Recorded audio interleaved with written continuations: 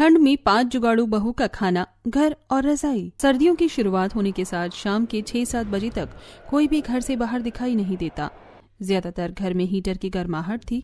वहीं गरीब शांति का गरीब परिवार 25 गज के कच्चे मकान के अंदर ठंड में गुजारा करने को मोहताज था। माँ जी, पापा जी, आप दोनों कुछ लेंगे? चावल, सब्जी दो। अरे नहीं नहीं सरिता बहू, मुझे तो ये बर्फ जितनी ठंडे चावल खाए भी नहीं जा रहे हैं। 2 कौर भात खाकर ही मेरा तो कलेजा ठंड से जमने को हो रहा है। बहू, अब ठंड का मौसम शुरू हो चुका है। चावल कम से कम बनाया करो, ज्यादातर रोटी बनाया करो। दोनों टाइम खाने में रोटी खाने से शरीर में थोड़ी गर्माहट रहती है। तभी खाना खाते खाते राकेश गुस्से में टोन मारता है। रहने दीजिए बाबूजी, रोटी बनाने में तो इन पांचों के पांचों को आफत आती है। जब देखो चावल उबाल कर रख देती हैं। सुबह भी चावल खाकर काम पर गए थे। पूरा दिन ठंड में शरीर ठिठुर रहा था। जेठ जी, हम पांचों को भी इतनी ही ठंड के मौसम में चावल बनाने का शौक नहीं लगा। जब जेठानी जी ने आपको सुबह बोला था कि आटा लेकर आने को, अगर आपने आटा लाकर रख दिया होता तो हम खाने में रोटी बनाते। अरे हम 5 भाइयों के सिर पर पहले ही परिवार चलाने का, सबका पेट भरवाने को लेकर 36 टेंशन रहता है और इंसान काम के कारण भूल भी सकता है। तो तुम जाकर लाला की दुकान से आटा ले आती। तुम सबको खाली खाना बनाकर खिलाना ही तो होता है। राकेश, अब बस भी कर जा। जब देखो बात बात में टोन मारता रहे, जरूरी है क्या? तुमको तो लगता है घर में कोई काम ही नहीं है। अरे बेचारी 5 दिन भर गांव में लगी रहती हैं। तुमको तो केवल कमा कर लाना पड़ता है। अगर ये 5 पकाकर परोस कर देना छोड़ दें तो थाली में रोटी नहीं मिलेगी। समझ में आई? चुपचाप से खा ले चावल। शांति को इस तरह से गुस्सा करते देख सरिता चुप करवाती है। माँ जी, शांत हो जाइए, गुस्सा मत कीजिए। हो सकता है शायद से राकेश जी को याद नहीं रहा होगा। वैसे भी 1-2 दिन में कोटा से राशन मिलने वाला है, तो 20-25 किलो गेहूं उठाकर ले आएंगे तो थोड़े दिन चल जाएगा। अजी, आप सुबह केवल 2-3 टाइम के लिए आटा खरीद कर मंगवा देना। ये 100 रुपए रखो। आटे के अलावा रसोई में जो जो चीज घट गई हो, सवेरे लाला के यहाँ से जाकर थोड़ा थोड़ा खरीद कर ले आना। अभी ठंड की वजह से ज्यादा काम भी नहीं है, इसलिए दिहाड़ी नहीं लग पा रही है। बस ये 100 रुपए है मेरे पास केवल आज। अजी कोई बात नहीं, इसी में ही हम मिला जुला कर रसोई चला देंगे। शांति के घर में गरीबी का स्तर इतना ज्यादा था कि ना तो उनका सही ढंग का खाना पीना था और ना ही घर में जरूरत का घरेलू साज सामान था। ले देकर बस खाना पकाने के लिए 2-4 बर्तन, मिट्टी का चूल्हा और सोने के लिए कुछ बिस्तर। पांचों जब शादी करके आई तो घर में बिस्तर की कमी देखकर उन्होंने जुगाड़ू तरीके से कपड़े वगैरह से बिस्तर बना बना कर जोड़ा। बहू, हम सब लोगों ने तो खा लिया, अब तुम पांचों भी खाना खा लो और बिस्तर कर देना। खाने के बाद मेरा तो पेट चुभने लगता है, ज्यादा देर बैठने का मन नहीं करता।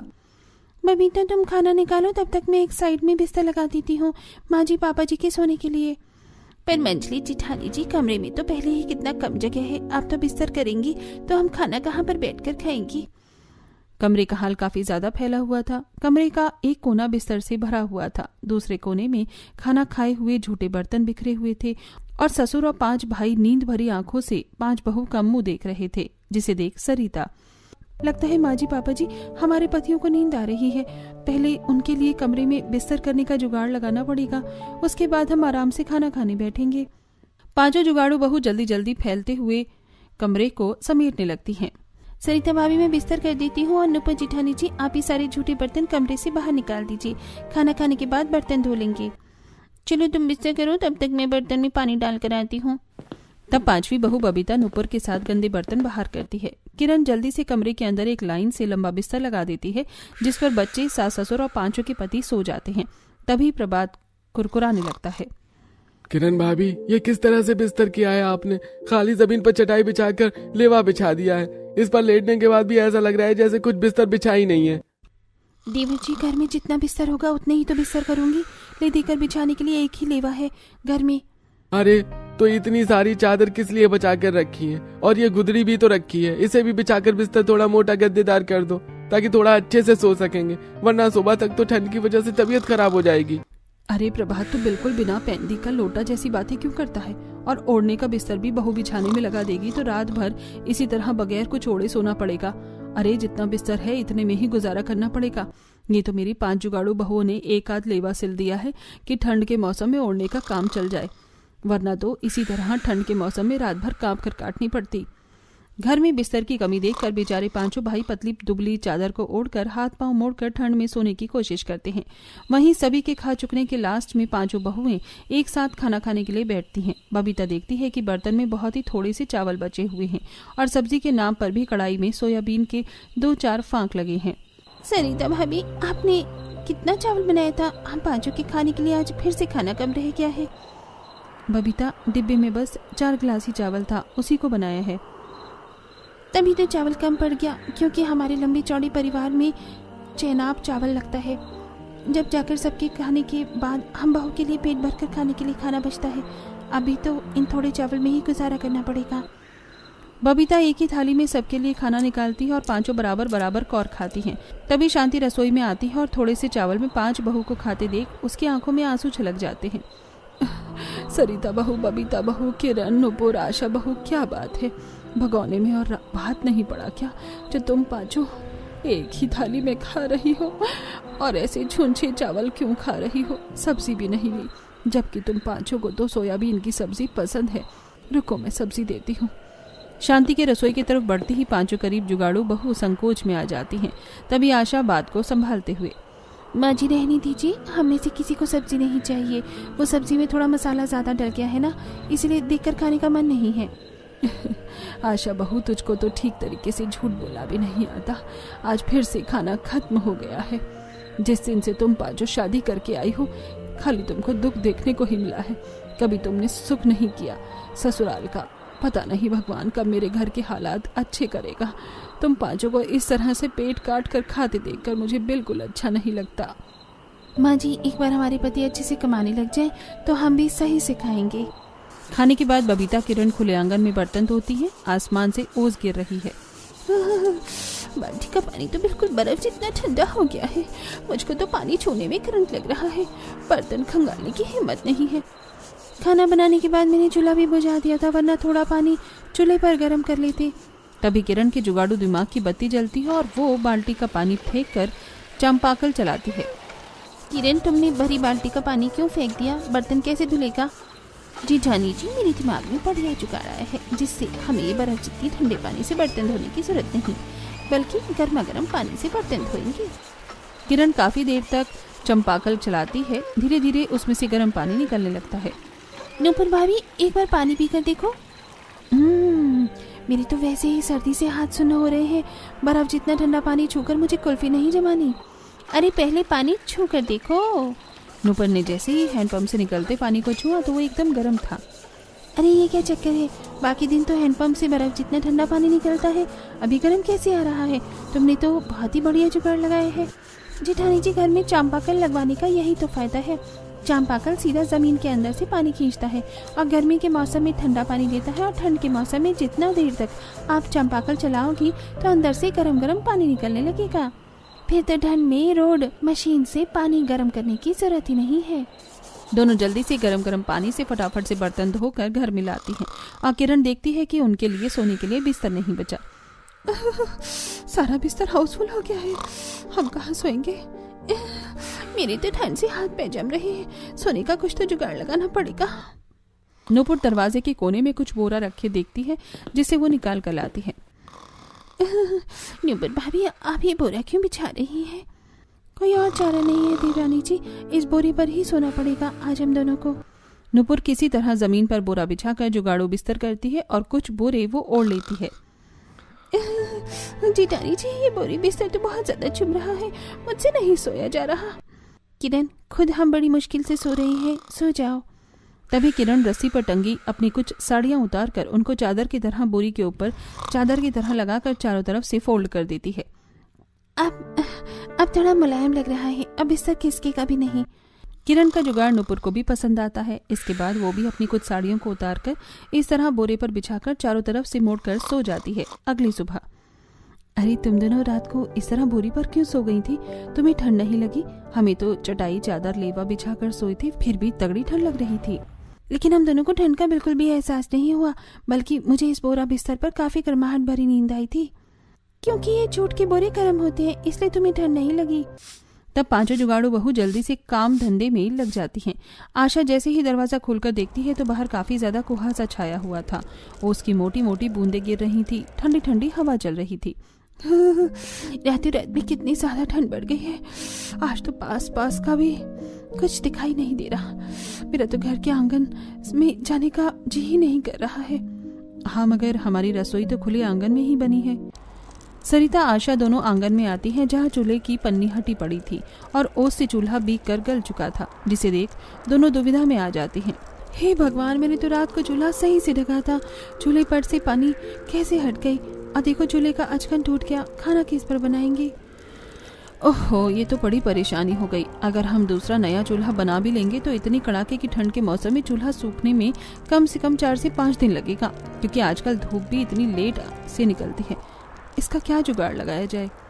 टूटा चूल्हा देखकर दोनों उसे ठीक करने का जुगाड़ सोचने लगती हैं। तभी काजल, डुग्गू, रानी इधर उधर से उठाकर कुछ ईंट लेकर आते हैं। मम्मी मम्मी ये लो, जैसे तुम छठ पूजा दिवाली पर ईंट का चूल्हा बनाकर पकवान बनाती हो, आज इस पर खाना बना लो। ये तो बच्चों ने हमें अच्छा जुगाड़ याद दिला दिया।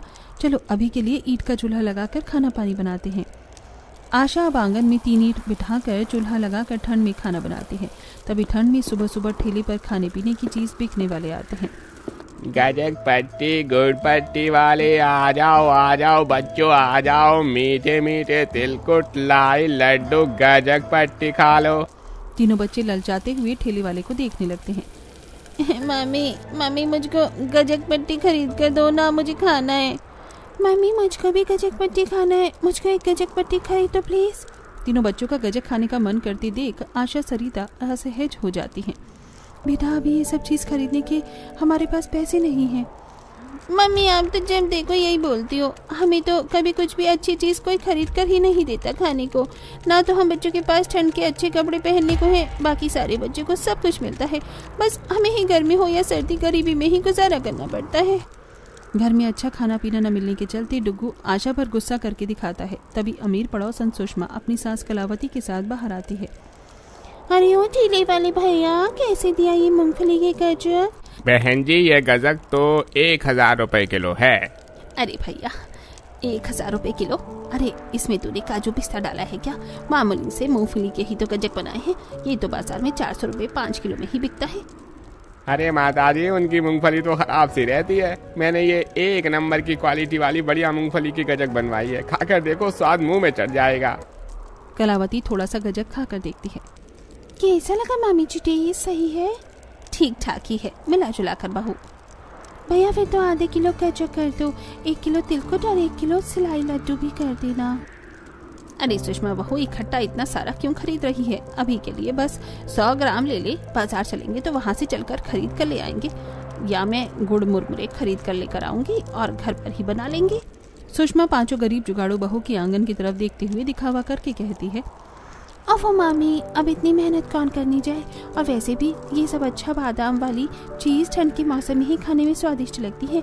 अगर हमने भी अपने गरीब पड़ोसियों की तरह दाल रोटी खाकर सर्दियां बिता दी तो क्या फायदा हमारा अमीरी में। सुषमा ठेले के ढेर सारी ड्राई फ्रूट्स के लड्डू वगैरह खरीद कर घर में ले जाती है, जिसे देख पांचों जुगाड़ू बहू मन उदास कर लेती है। जिंदगी तो हमारी पड़ोसन की बहू जी रही है हर तरह से। अच्छा खाना पीना और घर में सर्दियों के सारे सुख साधन लगे हुए हैं। ये ठंड का मौसम काटना तो हमारे लिए भारी है। इतने में पड़ोसन बबीता अनाज की बोरी लेकर आती है। अरे सरिता, आशा, कोटे भी राशन बट रहा है, लेने नहीं चलना क्या तुम पांचों को? सरिता बहन, आप चलो, हम आते हैं। किरण, आशा, नूपुर राशन के बोरे लेकर राशन कोटे पर आती हैं, जहां इतनी ठंड में भी राशन लेने के लिए लंबी लाइन लगी हुई थी। काश की इस बार ये राशन वाले चावल के बदले थोड़ा गेहूं बढ़ा कर दे दे तो इकट्ठा ज्यादा आटा पीस ले, वो पूरा महीना आराम से भी चल जाता है। सही कह रही हो नूपुर, जितना ये गेहूं देते हैं हमारा परिवार में आटा 15 दिन में ही सारा लग जाता है और फिर खरीद कर खाना पड़ता है। कुछ देर बाद, चलो लाओ बोरी खोलो। तभी आशा झिझकते हुए उस सरकारी राशन कर्मचारी का मुंह देखकर कहती है, भाई साहब, जितने किलो आप हमें राशन में चावल देते हैं उसके बदले हमें गेहूं थोड़ा बड़ा कर दे दीजिए, परिवार बड़ा है क्योंकि। अरे चावल के बदले तुम्हें डबल गेहूं दे देंगे तो दूसरे को क्या ठेंगा देंगे, थमाएंगे? हैं? जितना चावल गेहूं मिलता है उतना ही मिलेगा। तब तीनों गेहूं चावल की बोरी सर पर रखकर ठंड में घर आती हैं, जहां कलावती अपनी नई रजाई दिखाने आई थी। एक नंबर की नरम मुलाई बढ़िया रजाई बना कर दिया है रजाई वाले ने। शांति बहन, मैं तो कहती हूँ तुम भी इसी कपास की 3-4 रजाई अपने घर के लिए बनवा लो, सालों साल चलेगी। कलावती जानबूझकर शांति को नीचा दिखाने के लिए रजाई बनवाने की बात करती है। कलावती बहन, तुम हमारे घर के हालात अच्छी तरीके से जानती हो। जब से ठंड का मौसम शुरू हुआ है, अभी तो खाना खाने की परेशानी हो रखी है। 2 टाइम की रोटी भी बड़ी दिक्कत से चल रही है घर की। शांति, तुम्हारे घर में तो जब देखो गरीबी ही रहती है। पता नहीं तुम्हारे निकम्मे बेटे क्या कमाते हैं आखिर। कलावती की बात सुनकर बबीता बौखला कर जवाब देती है। आंटी जी, हमारे पतियों की आपके बेटे जितनी तगड़ी कमाई नहीं है, और वैसे भी हमारे पति जितना भी कमाते हैं ना, आप खिलाने नहीं आती हो, इसलिए ये ताने मत दीजिए। हाँ, पल्ले नहीं दाने, अम्मा चली पकाने। पैर गरीबी में धसे पड़े हैं, पास में अच्छा खाने पहनने ओढ़ने को भी नहीं है, फिर भी तेवर देख लो जी ना। कलावती शांति के आगे पांचों को ताना देकर चली जाती है, जिससे सास ससुर गरीबी के चलते आंखें नीचा कर लेते हैं। अरे इस ठंड के मौसम में क्या कम सता रखा है, जो पड़ोसी भी हमारा कच्चा मकान और खराब हालत देखकर हमारा ठठा करते हैं। माँ जी बस चुप हो जाइए, अब आप देखते जाइए, आपकी 5 जुगाड़ू बहुएं ठंड के मौसम में घर का सारा सामान जोड़कर दिखाएंगी। इतनी देर में पांचों के पति फैक्ट्री से बहुत सारे खाली बोरे और कुछ बोरियों में बहुत सारा बुरादा भर कर ले आते हैं। अरे क्या बात है, घर में कोई बात हुई है? तुम सबका मुंह क्यों उतरा हुआ है? शांति, झूठ बोलते नहीं बेटा, सब कुछ ठीक है। तुम पांचों गोदाम से जल्दी आ गए। माँ, आज बस गोदाम खाली करना था। वो गोदाम में कुछ खाली बोरियां और लकड़ी का बुरादा रखा था, तो हम आग तापने के लिए ले आए। उन बोरी और भूसों को देखकर सरिता के दिमाग में गरम बिस्तर बनाने का जुगाड़ आता है। ये बोरी बड़े काम के हैं, हम चाहें तो इसमें से ये भूसा भर कर बिस्तर बना सकते हैं। तुमने तो बहुत ही अच्छा जुगाड़ लगाया है। घरेलू कामकाज खत्म करके पांचों जूट की बोरों को काट काट कर उन्हें बड़ी सुई से जोड़कर रजाई जितना बड़ा कवर बनाकर तैयार कर लेती हैं। कवर तो बन गया, अब हमें इसके अंदर बिल्कुल बराबर लकड़ी का बुरादा भरना है, ताकि गद्दी बिल्कुल बराबर बन सके। अब पांचों लकड़ी के सारे बुरादे को उसके अंदर भरकर सिल देती हैं, जो कि छूने में काफी मुलायम और गर्म था। आखिरकार हमने अपने जुगाड़ू तरह से सोने के लिए गर्म गद्दी बना लिए, लेकिन ये थोड़ा उबड़ खाबड़ हो गया है। मम्मी, हमारे पास एक अच्छा जुगाड़ है जिससे ये गड्ढा बिल्कुल बराबर हो जाएगा। अच्छा, तो फिर करके दिखाना। तीनों बच्चे गद्दे पर चढ़कर कूदने लगते हैं, जिससे वो बिल्कुल बराबर हो जाता है और पूरा परिवार रात में उसे गर्म गद्दे पर ही सोता है। क्या बात है, तुम पांचों की जुगाड़ का जवाब नहीं, बोरी और भूसे से इतना टिकाऊ गद्दा बनाया है। अरे मुझे तो इस नरम गरम गद्दे पर सोकर अच्छा लग रहा है। सभी आराम से ठंड में गर्माहट में सो जाते हैं। इसी तरह 2-4 दिन गुजर जाते हैं। आज कितने दिनों बाद थोड़ी कड़क धूप निकली है। आज ये गेहूं चावल दोनों साफ करके धोकर सूखने के लिए डाल देते हैं।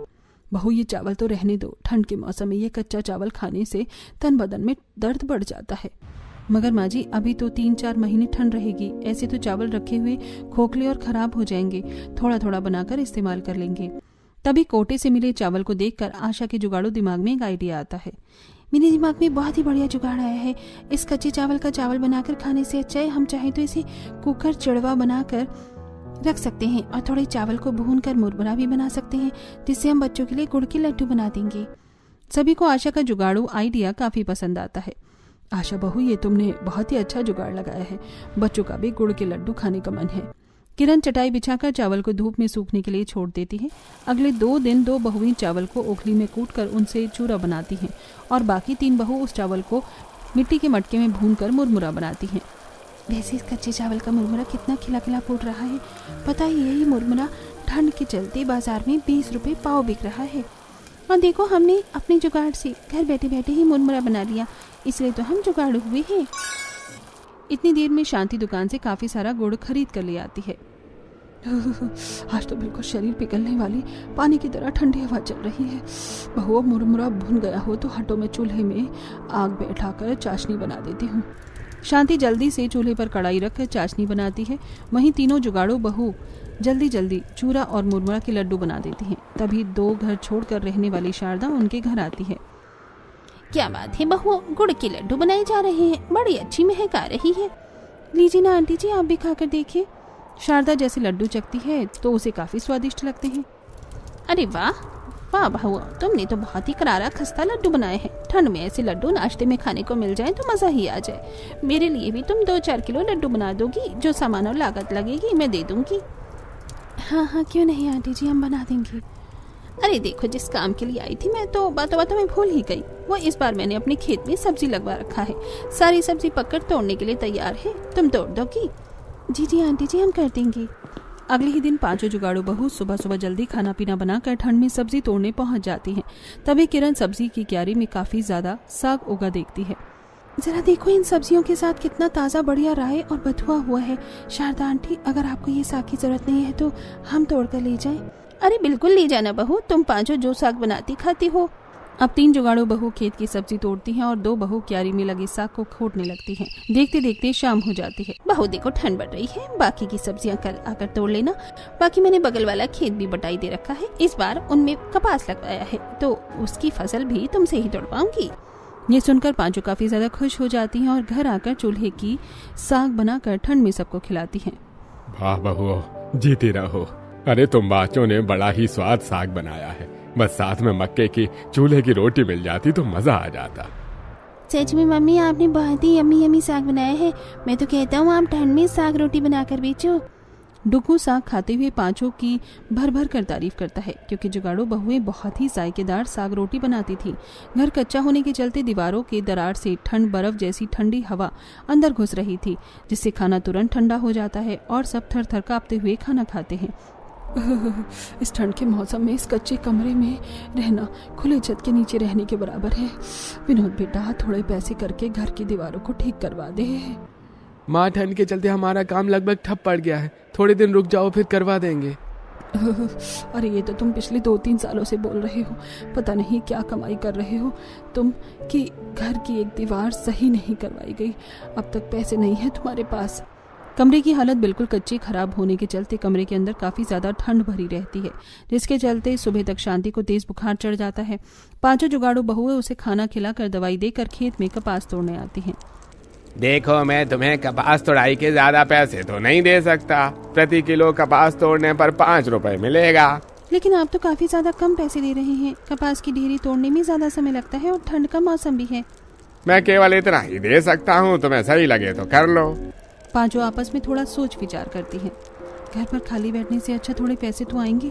तुम लोगों ने देखा ना, रजाई बनाने के लिए माँ जी की तबीयत खराब भी है। जो पैसे बनेंगे उससे हम एक गर्म कंबल तो खरीद कर ले आएंगे। ठंड में घर की दया नहीं है, इस स्थिति के चलते अब पांचों कम पैसों में भी ठंड में कपास तोड़ती हैं। आसमान से ओस गिर रही थी और ठंडी ठंडी हवा चल रही थी, जिससे उनके हाथ बार बार लाल पड़ जाते हैं। लगभग 3-4 दिन वो कड़कड़ाती ठंड में कपास तोड़ती हैं। ये लो, मैंने तुम पांचों का 5 दिन का हिसाब कर दिया है। ये रहे तुम्हारे 700 रुपए। बहुत बहुत शुक्रिया भाई साहब। ठंड के मौसम में ये 700 रुपये भी हमारे लिए बहुत ही बड़ा सहारा है। तभी नुपुर खेत में 2 अलग जगह कपास देखकर पूछती है, भाई साहब, आपने ये कपास को अलग अलग क्यों रखा हुआ है? अरे वो वाला कपास खराब है, उसकी रजाई बढ़िया नहीं बनेगी, इसलिए उसको अलग कर रखा है। भाई साहब, अगर ये खराब वाला कपास आपके काम का नहीं है तो क्या हम ले जा सकते हैं? हाँ हाँ, ले जाओ, वैसे भी मुझे इस खेत को खाली करना है। अब पांचों उस कपास को अपने साथ घर ले आती हैं और रजाई बनाने के लिए बाजार से एक ही कलर के 2 कपड़े, वो भी बड़े साइज के चादर खरीद कर लाती हैं और उन खराब कपास को पीट पीट कर उनको अलग अलग करके उससे बहुत ही बढ़िया गर्म रजाई बना लेती हैं, जिससे पड़ोसन आंखें जमा कर तारीफ करती हैं। देखो तो, एक से बढ़कर एक जुगाड़ू बहू पाई है शांति ने। इस ठंड के मौसम में बगैर पैसों के घर गृहस्थी का सारा सामान जोड़ कर रख दिया है इन्होंने। अपनी जुगाड़ू बहू की बड़ाई सुनकर शांति की आंखों में खुशी के आंसू आ जाते हैं। बहू, आज मुझे भगवान से कोई गिला शिकवा नहीं। भगवान ने मुझे भले ही गरीबी दिखाई, लेकिन गरीबी के साथ उसने मुझे 5-5 हीरे जैसी बहू दी है, जिन्होंने गरीब से गरीब स्थिति में भी मेरे बेटों की अल्प कमाई में भी गुजारा किया और आज देखो सारी चीजें जोड़ ली। माँ जी, इस घर की बहू होने के नाते ये तो हमारा फर्ज था। हमारे परिवार को भी ठंड के मौसम में बगैर रजाई के नहीं सोना पड़ेगा। उस दिन पूरा परिवार पांचों जुगाड़ू बहू के बनाई गर्म रजाई में सोता है, लेकिन उनके कच्चे कमरे की दीवारों से ठंडी ठंडी हवा साए साए करके घुस रही थी। मम्मी, मुझको जोर की ठंड लग रही है। ये दीवार दिन ब दिन और भी ज्यादा खराब होती जा रही है। ऐसे तो इस ठंड के मौसम में इस कच्चे कमरे में रहन सहन करना काफी ज्यादा कठिन होता जा रहा है। इसका कोई जुगाड़ लगाना पड़ेगा। कमरे की कच्ची हालत के चलते सब कमरे में ठंडक भरी होने के चलते सही तरीके से सो भी नहीं पाते। अगले दिन पांचों जुगाड़ू बहुएं सर पर टोकरी लेकर कटाई हो चुके खेतों में आती हैं। कुछ खेतों में गाय बैठी हुई थी और कुछ खेतों में यूं ही अनाजों की भूसी पड़ी थी। गोबर और भूसी को टोकरी में भरकर पांचों घर आती हैं। अरे बहू, तुम पाँचों इतनी ठंड में सुबह सुबह कहाँ चली गई थी? अभी तक चौखट चूल्हा भी नहीं लीपा। माँ जी खेत गए हुए थे गोबर और भूसा लेकर आने। अरे मगर बहू, इस गोबर भूसे का क्या करना है? चूल्हा बनाओगी क्या? माँ जी आप बस देखते जाइए, हम इसका क्या जुगाड़ लगाते हैं। कुछ ही देर में आशा सरिता गोबर और मिट्टी डालकर उसका गाढ़ा सा घोल बनाती है और जहां जहां दीवारों में छेद हो रखे थे उसे अच्छे तरीके से भरकर उसको सूखे भूसे से पोत देती है। वहीं छत वाले पोर्शन पर जूट की बोरियां रखकर चारों तरफ ईंट रख देती हैं, जिससे अब उनका घर ठंड में गर्माहट से भर जाता है। माँ जी, बाबूजी, अब घर में थोड़ी गर्माहट लग रही है। अरे बहू, तुम पांचों का किया गया जुगाड़ आज तक कभी फेल हुआ है जो होगा। ऐसा लग रहा है जैसे घर में हीटर चल रहा हो। अब गर्माहट में अच्छे से नींद तो आएगी। इस तरह पांचों आखिर में सबके लिए बोरों के गर्म स्वेटर पहनने को बनाकर देती हैं और कपास तोड़कर मिले हुए पैसों से वो साग और मक्का खरीद कर लाती हैं, जिससे पांचों एक साथ मिलकर ठंड के मौसम में साग रोटी बनाकर बेचकर ठंड के मौसम में घर खर्च चलाती हैं।